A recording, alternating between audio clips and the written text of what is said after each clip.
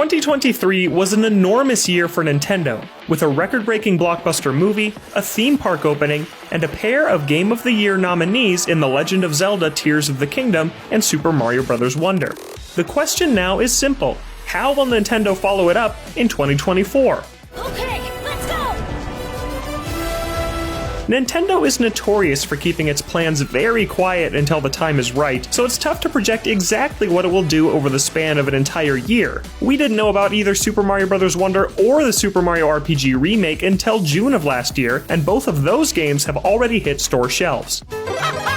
Still, we already know a fair amount about Nintendo Switch's release calendar for the first half of the year, and we have a good idea about what to expect in the second half of 2024. And of course, we'll address the elephant Mario in the room: will Nintendo reveal new hardware next year? And if so, when will it launch?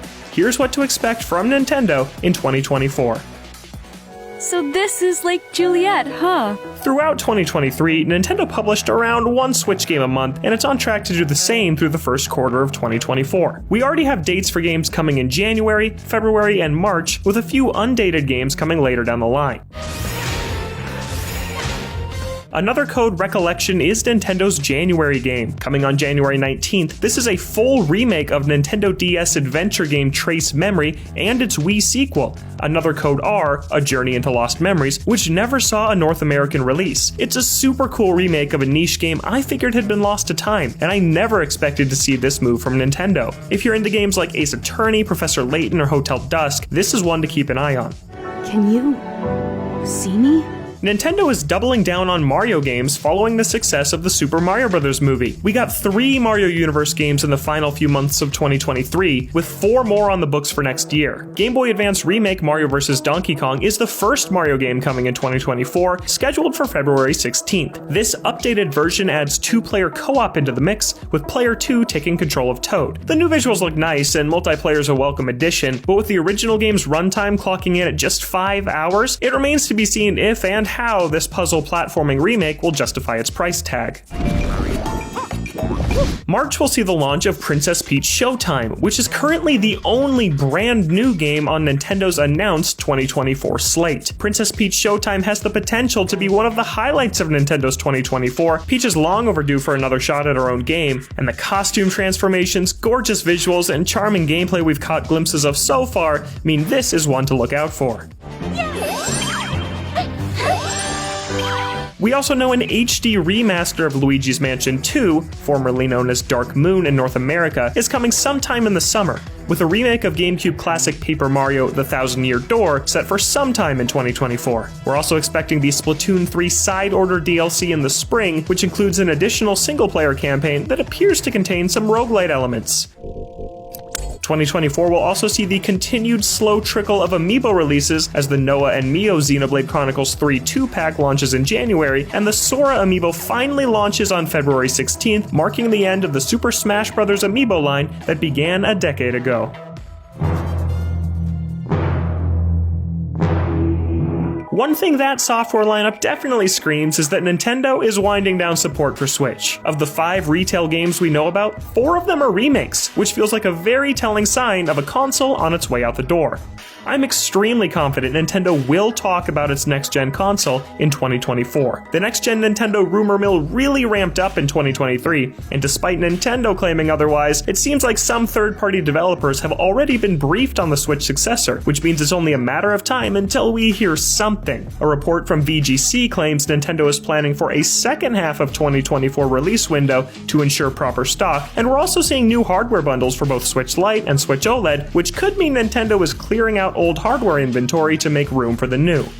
Trying to nail down when we'll hear about new hardware is a much tougher discussion. The Switch is still selling a lot, which is incredible for a console nearing its 7th birthday, and I could see Nintendo choosing to ride out the sales momentum for even longer. I think it's entirely possible we're already experiencing something along those lines. Maybe Nintendo was planning a spring 2024 hardware launch, but ongoing sales success forced it to instead roll out a series of quick turnaround ports and remakes to keep Switch alive for just a few more months.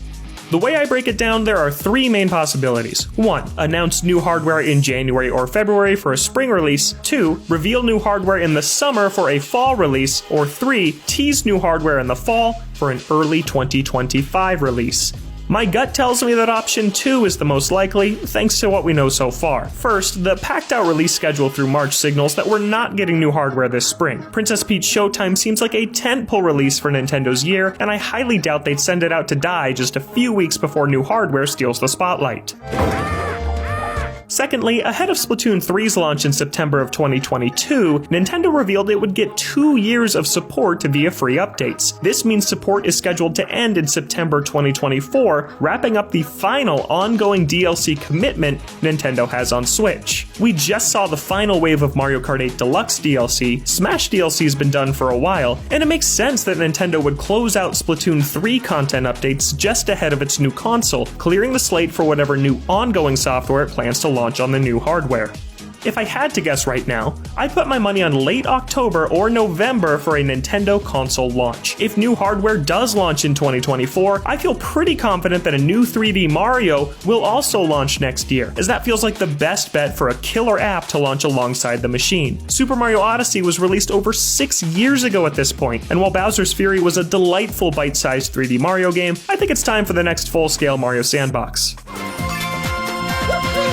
I also think Nintendo could announce Mario Kart 9 next year, and launch it as the big holiday game in 2025. Overall, the Booster Course Pass DLC content felt like a placeholder to tide us over until something bigger, and I'm willing to bet Mario Kart 9 is somewhere close to completion. I'm also hoping to get an F-Zero GX HD remake to show off the power of the next console at launch, but that's almost certainly just wishful thinking from a starving F-Zero fan. Things will become a lot clearer just a few weeks into the new year. Nintendo almost always hosts a Direct in February, and I don't see that cadence changing. If the February Direct is mostly about updates to games we already know about, and maybe a couple more ports and remakes tossed in, Wind Waker and Twilight Princess anyone, it will further increase my faith in a 2024 hardware launch. But if Nintendo shares news on original, unannounced, bombshell first-party games for later in the year, it could indicate it's going to squeeze even more juice out of Switch.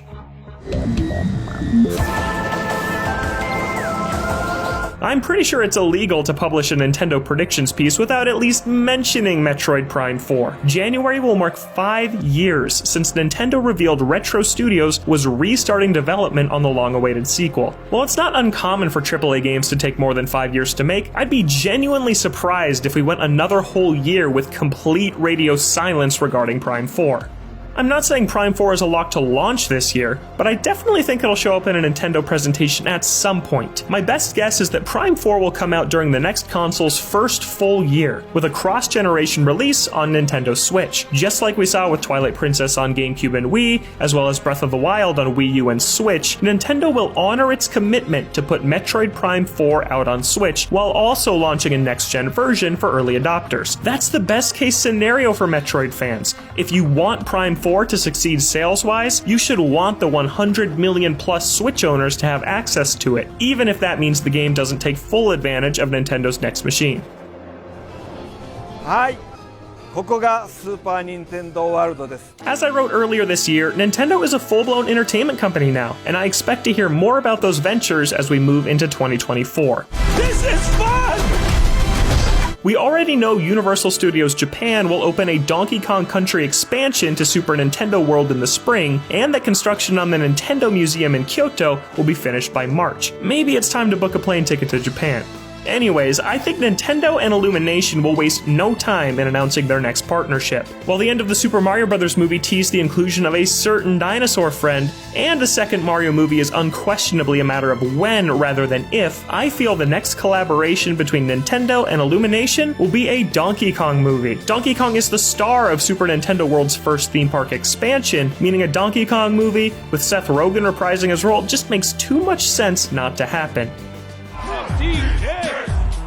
I'm Donkey Kong!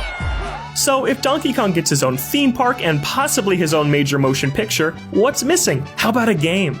I know Mario vs. Donkey Kong is on the way, but that's more of a Mario game than a Donkey Kong game. We haven't seen a brand new Donkey Kong game since Donkey Kong Country Tropical Freeze launched a decade ago. It's time for a new Donkey Kong platformer, and I'd love for the franchise to take another crack at 3D, but maybe with fewer collectible bananas this time.